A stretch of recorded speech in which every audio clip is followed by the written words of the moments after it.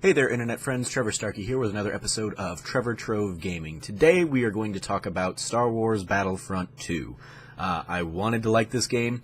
I bought it because they went and said, hey, here's a single-player campaign. I didn't play the first game really at all, and so I was invested. They were bringing in people. Janina Gavankar has been out there kicking ass, promoting the game and playing the role of Iden Versio.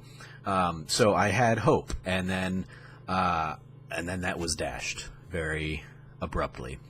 The campaign, very short, and it feels like they had a direction that they wanted to take it with Iden and kind of the Inferno Squad story that they're trying to tell. You know, these Imperial soldiers who are kind of dealing with the aftermath of the second Death Star exploding, but then they feel like the game feels like their hands were tied and they had to take the assets that they had and the levels that they were going to build into the multiplayer and the heroes that they were going to build in the multiplayer, and basically said, hey, we don't have enough time to make the story you might want to tell, so go ahead and shoehorn this stuff into your story instead.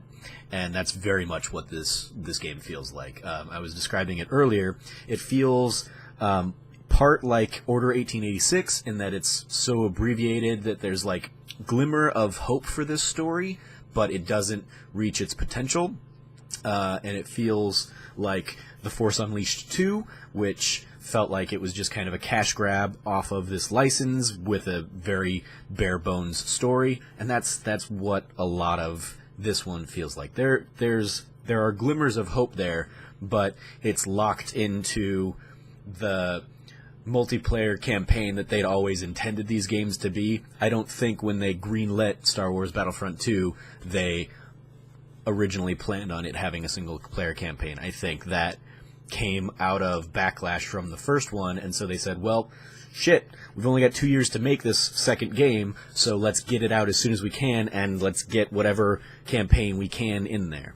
And I don't fault Walt Williams and Mitch Dyer for that. I feel like they've done what they can, but it is very much like, okay, we're going to have a couple missions here, and now we're going to have a random mission where you're playing as Luke because we have Luke as a hero, or here are a couple missions with Billy D. Williams because we actually got him to come and play Lando, so you get to be Lando for a mission, and you get extended cutscenes with Lando because we could actually bring him in for this project. So I feel like that kind of stuff superseded the story that maybe they wanted to tell, and they were kind of locked into, okay, well, you're going to have to tell part of the story here because that's where we've got a map, and then you got to tell part of the story here because we've got a map there, and then here's another map, and then here's another character you're going to have them play as.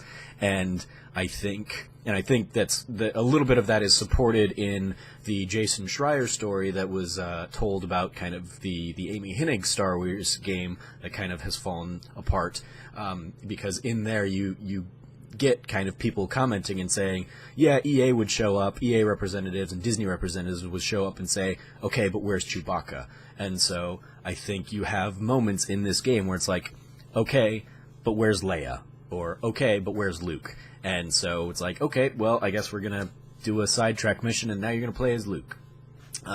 Also, and without getting into spoilers, the game definitely doesn't have an ending, or at least it doesn't have, like, closure for its characters.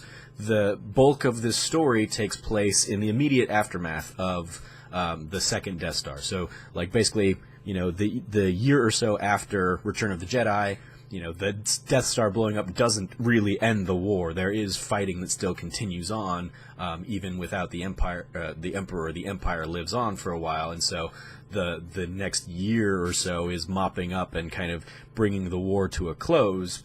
And then you jump 30 years to the future to Force Awakens era, and we get a scene with Kylo Ren, just so they could say, look, it spans all the generations. And then, and in that scene, Iden, your protagonist, you know, ostensibly your protagonist, even though she's only in like half the missions again, because they throw in random heroes elsewhere, she's nowhere to be found at the end of the game. So she's mentioned, so she's presumably still out in this world, but they end the game without giving you any kind of, like, closure on that final character. And so it's like, no, that's terrible storytelling. And if it's storytelling that's going to come through single-player expansions or whatever, or worse, the next game, Star Wars Battlefront 3, is where they're going to continue Aiden's story, then I'm not coming back for it, because this game was very underwhelming. Even above all of this, the combat doesn't even feel all that great. The shooting kind of feels blasé, and I was, like, bored with it. I was bored through most of this game. Going back to the Order 1886, there are, like, bare-bones collectibles thrown into the campaign, where they don't, like, it's not even telling you that here's a thing you're trying to collect. It just says collectible found. And so it's like, at least in, you know, something like Uncharted, you get, like, treasures or something. Here it's just, no, collectible found. And this is all completely outside of the whole conversation around the progression system of the multiplayer. I barely dabbled with that at all, because I don't really have any interest in doing it. The campaign didn't draw me into the mechanics, and the mechanics weren't enjoyable enough to try and deal with anything in the multiplayer. So I'm pretty much done with this game and underwhelmed, and it sucks because it's Star Wars and it has such potential, and it just feels like missed opportunities. In terms of performances themselves, Janina is fine. She does a good job in the role, but it is a much smaller role than I think the marketing and her presence certainly seems to be letting on. As I was talking to a friend today, I was basically like, I feel like you could probably get her whole storyline in this game probably confined down to, like, 1, maybe 2 episodes of Star Wars Rebels, and you could have told the exact same story that you have in that amount of time. So it's not like this is a deep story we're diving into. It's not like it's a really conflicted story. The potential that this story had is drastically underwhelming in my eyes, in my purview. So that's another kind of just frustration. There are a couple other characters, you know, one ally character of Aiden, and then one kind of ally turned enemy character, and then you also have just kind of a sidekick character from elsewhere in the universe that gets roped in, and he's kind of the comic reliefy kind of character, but none of them get enough screen time to really get anybody invested in any of them. At least not me. I didn't get invested in any of these characters. I felt like just every time they came on screen, I was just like, okay, I don't care. I don't.